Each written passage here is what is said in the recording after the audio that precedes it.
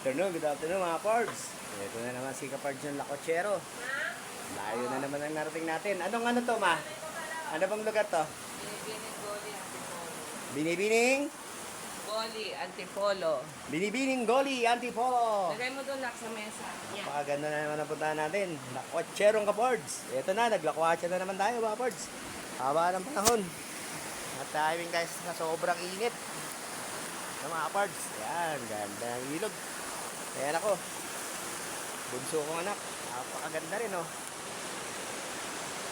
Ang sarap din magliblog. Ayan, bunso ko, yan, naglulublog na. Napakasaya, napakaganda. Ang ganda na naman ang puntahan natin, yung mga Kapards. Lakwatserong Kapards, ito, naglakwatsa na naman tayo. Ito yung ano natin. Ayan, tent natin. Sa likod ko, ayan. Yung kusina namin, laking kusina. Ayan, si Commander. Nagana na pagkain. Commander ko, yan na. Naganda na pagkain.